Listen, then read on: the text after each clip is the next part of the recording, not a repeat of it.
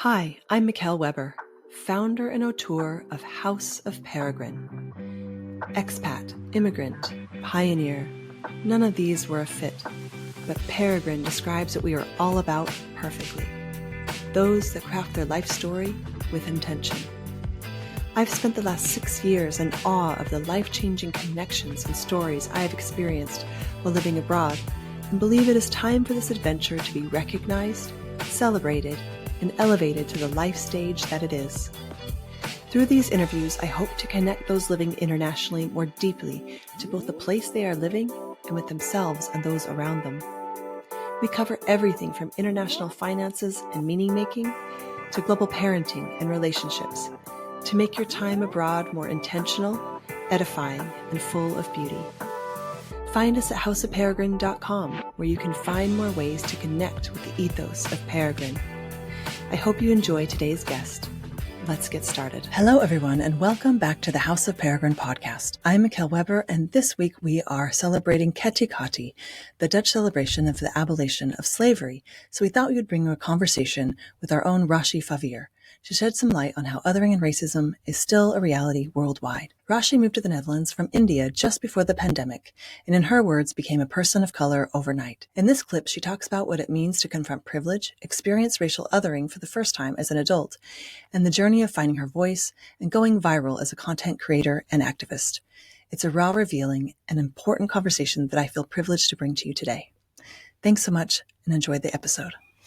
So I want to start out because I think when we spoke earlier, I really was struck by this notion of your coming to the Netherlands, bringing new awareness to your own privilege and your own place in the world. So can you tell us that story, if you would? Yes, I think in India, privilege plays a really big part in how you grow up there. And I have a lot of privileges in India. I have caste privilege, class privilege, also my skin tone. There's so many things that are, going for me there. And I was always aware of that. And I always tried to use my privilege for, bringing awareness and doing something good. And I think moving to the Netherlands suddenly shows you the real class divide also in a country where you move to. So I feel like you just hear things or things happen to you or the way people treat you is so different based on how much privilege you have, which I think is so unfair. And when I moved to the Netherlands, I saw that kind of immediately because suddenly you are a person of color, where in India I was just a person. So I saw a lot of things that I never had to deal with that when I landed in Netherlands, I suddenly was faced with them. Not to say I didn't still have tons of privilege here as well, but it's just something that you have to kind of face in your, I moved here when I was 31. So it's something you just have to be aware of suddenly, which I found sort of interesting. And that sort of made me want to talk about it because I was sure other people were figuring this out as well. So also then taking that privilege and then using it to talk about it because I could talk about it and I had a voice. Were you shocked? Was it completely unexpected? Would you say this new awareness or these realizations? Would you describe it as shock, or would you describe it as something else? No, I don't think I was shocked. I'm pretty aware of how, if you're not white, how you're treated in the world. I've seen it firsthand. Also, when I've been around white people in India, you can see instantly how they're treated, better. So I wasn't shocked. I think it was just it was a feeling that I hadn't experienced before, like the first time I faced racism in Amsterdam. It was just a bodily feeling that I've never felt before. So it was just very different and something I wanted to explore, how does this feeling manifest and what it's making me feel, because in India I am the oppressor. So I also wanted to learn about it, this feeling from different points of views and ways. So it was more just interesting development. Yeah, that's really it's really beautiful the way you say it, that you went from feeling or being the oppressor in one case to being something the oppressed in another, or the lesser. So you would describe it when you lived in India growing up there, that you saw people being more privileged, but you never felt like you were oppressed. I Is think in that, India, the do only I have thing where I feel oppressed is because I'm a woman. And India is a very patriarchal society. So definitely that's why I also talk about feminism a lot in my content, because that's the one way I really felt that, it's unfair in my sort of experience. But I was also really aware of how much privilege I have based on caste and class and all of these other things. So that's the difference, I think. But definitely that also brings across here it's not an equal society if you think of genders and the sexes. So here is just an added layer, I think. And it's very interesting how different societies decide how much, privilege you get based on just something that you can't decide or choose for yourself. So yeah. And would you mind? I have my own interpretation of this because I also came from a very patriarchal place, but I would love to hear how you experience that where you're from. Which, can we tell people from which part of I'm India are from you? South Did India, you? but I'm North Indian, but I grew up in South India. Okay. And what is that like? If I know nothing because I don't explain what that means. Like, what are the people like where you're from? Or Well, I grew up. I always say I'm from a small town of 3 million people, which, uh, yeah, it's funny, but it is true. It's a smaller town, so it's a bit more chill, more relaxed. But the inequality of the sexes is very inherent in the society, so it's not really geographically, doesn't matter where you are. It's just how the culture is and how, you're treated differently just because you're a woman. And I think the biggest thing is the safety for women. So it's not safe to be outside as a child. If you're a girl, it's not safe to walk, out by yourself at night, even sometimes even during the day. There's a lot of catcalling. There's a lot of sort of staring. It depends on what you're wearing a lot. Like, if you are wearing something that is not acceptable, you can get blamed for something that happens to you. So it's a lot of victim blaming. I have to say, my family is amazing. So I was not raised sort of unequal to like my brother. So it was in my family.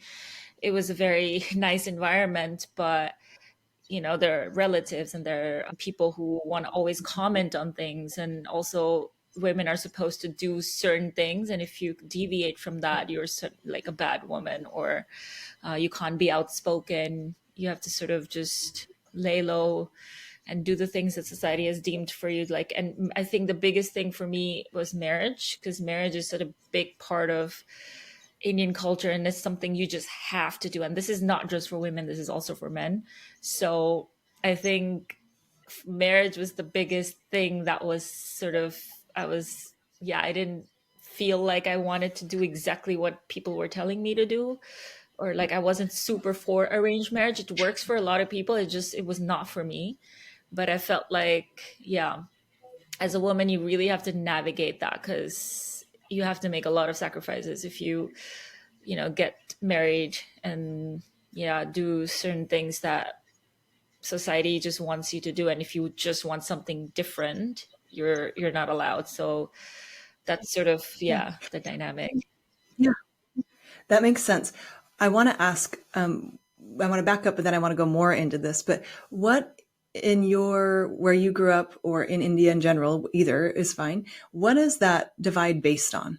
In where I'm from, it's like based on religion. Religion kind of backs up this servitude of women and all this stuff. But is it the same? Is it just, what would you say it's based on? What gives that notion that women should be less than men or treated differently? I'm not a history expert, but I think this is what I have read, or sort of this is my information. Please correct me if I'm wrong. Yeah. But I think comes from just the perfection of a patriarchal society. And I know that a lot of it was colonial. So the British brought a lot of their Christian values when they colonized India. So like the dowry system, or women being property.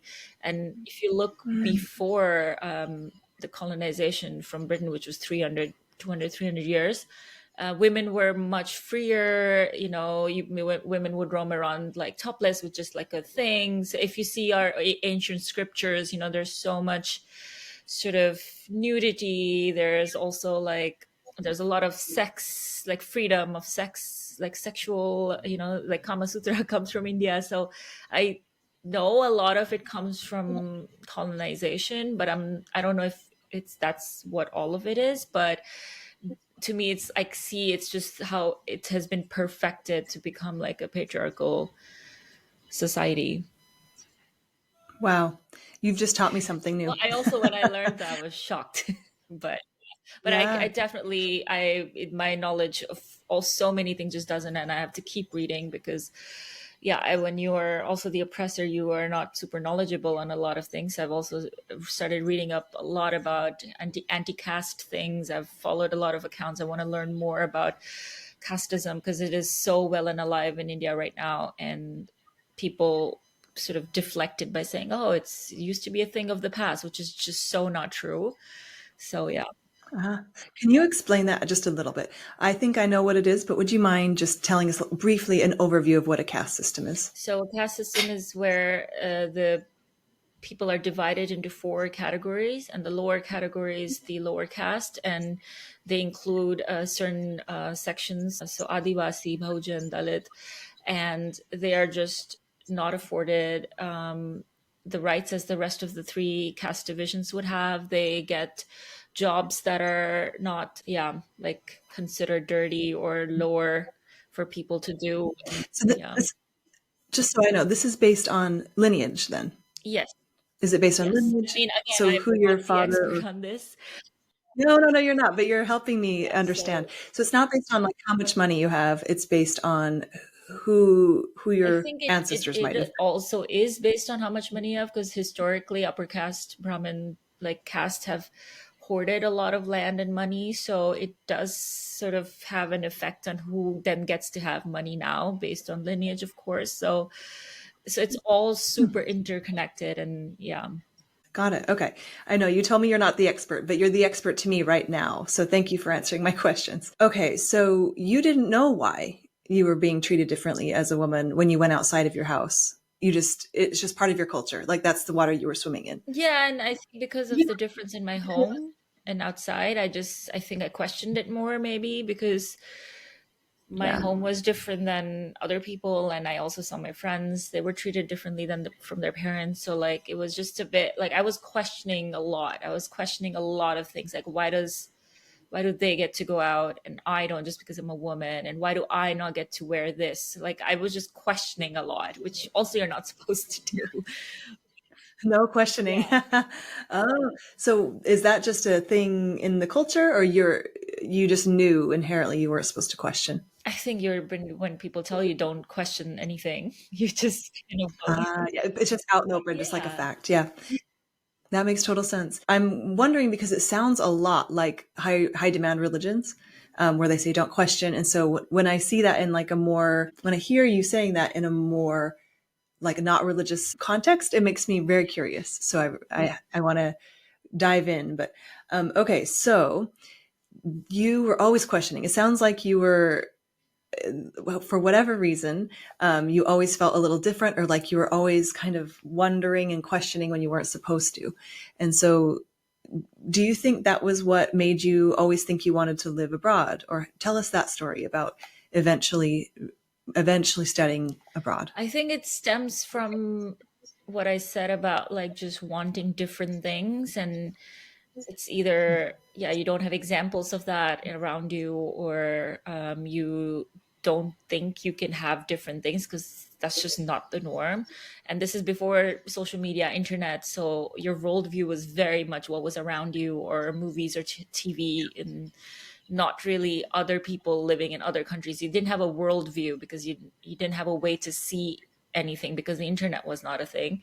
So I think when I was a teenager, I just I don't know, I just wanted different things. And I think I was influenced by a lot of American TV sitcoms. I just wanted like a free life. I feel like I didn't want to just do the thing where you study, get married, have kids, and a lot of women don't work, and that's changing now. But when I was growing up, like a lot of women didn't work, and there was a set role for people, and I just wanted different things. I just didn't know what, but I knew I didn't want that. I knew what I didn't want. So I think moving abroad was me just wanting a bit more freedom to choose what I wanted. And it could have been possible in India, but it's just something that I felt like would be easier, I guess, abroad. And I also wanted to travel. I think I also I wanted to explore more cultures, because I saw this on, TV or movies, and I thought it was so interesting that there are people who can be so different, but also they're humans. And yeah, just to meet different kinds of people, which again, if I lived in a bigger city in India, I would not maybe think how I thought, but I lived in a smaller town where we didn't have a lot to do, or, we had the same people around us, like a small town sort of thing. So I think if I didn't grow up there, I might be different. Like if I grew up in Mumbai or Delhi or something, but yeah, that was sort of the thing. Yeah, like I just didn't want that. I wanted something else, and I didn't know how else to get it, I guess.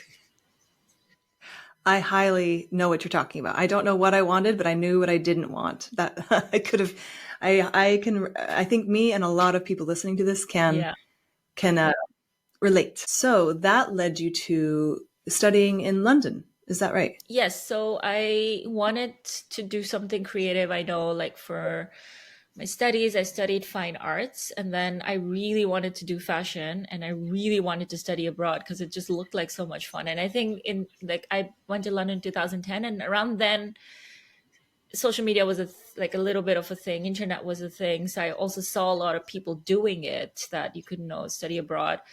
And I got into London College of Fashion, which was a big moment, because I didn't think I would. And then my parents let me go, and it was amazing. I think it was my first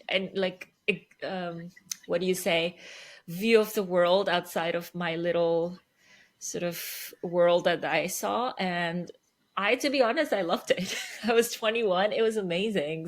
So I think that's where the insect bit me for exploring different things. And yeah. The insect bit me. I love that. You got the bug. Yeah, we always say you got like the bug. I think I was No, I love Hindi, but... No, I like the way you said it. Actually, I'm going to start saying that. That's amazing. And so you studied in Europe and felt like you wanted to remain abroad. And so tell us about, I really want to know, because you were in London, and was it more international? Why do you think when you came to the Netherlands, it was that you felt, I love this phrase that you use, because I can relate in a different way, but you just suddenly became a person of color overnight. I love that you said that. I love that you're living that.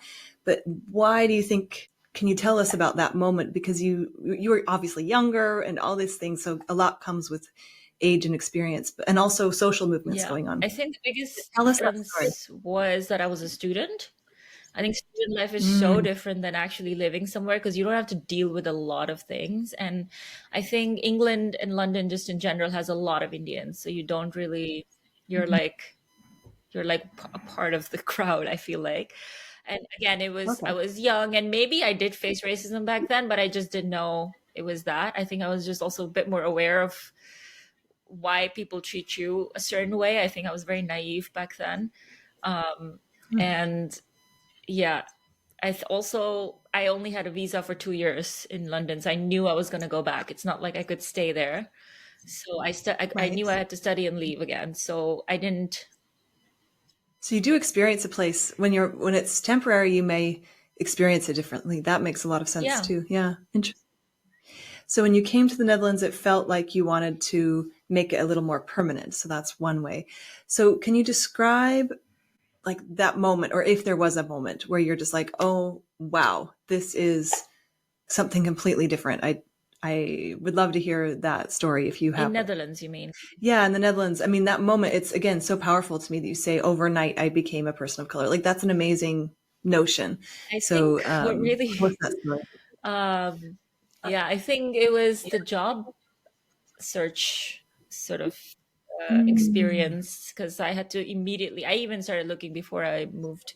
And then when I moved, I was still looking for jobs. And I knew a lot of Dutch people when I moved here. And then they would tell me, like, you should probably put there in block letters that you have a visa to work here, because just because you have an Indian name, they will probably throw away your resume. And like multiple people told that to me. It's not like one person. You know, and then just the fact that you're Indian on a resume, they would just not pay attention to it, or the other side, which is like, oh, you're brown, so you might actually get in on diversity quota or something. Like, you hear all of these things which I've never heard about before. So I think that was when I was like, oh, so this actually matters. And then for sure, the first time I faced like blatant racism in the Pipe, which is like the most like international area of Amsterdam. And I really, that whole experience just changed my sort of like, wow, you will actually discriminate against me just because of who I look like, you know? Tell us that. Do you mind telling us that story about being in the Pipe? And that? Well, I've also made a TikTok about it, but I was in a pop-up shop. I was like working in with a brand, and we were doing like a pop-up shop, and this older Dutch woman came in to try on clothes, and there were 3 of us in the store. None of us were Dutch. So it was not because I was not Dutch. The other 2 people were white, French and Danish, and I was Indian. And she would just not talk to me. She was just not talk to me. I would ask her a question. She would just ignore me and wait for those people to come out. And like I thought I did something, because that's immediately what you do. You go inward and see what you did, and somehow you represent 1.3 billion Indians. Because if you do something, you're ruining the names of Indians. But white people never have that responsibility. If one white person does something, doesn't mean the entire culture gets a black mark. But I thought I was doing something wrong, so I started complimenting her, like, "Oh, that color looks really good on you," because I know white people love that compliment. But and then she just was like not talking, and then she was smiling, and I smiled back, and she's like, no, I'm not smiling at you, I'm smiling at her. And it was not because I didn't speak Dutch, because the other 2 didn't. It was not because I was not Dutch, because the other people were not. Because I know that's like, you get annoyed that people don't speak Dutch in your country. I get that.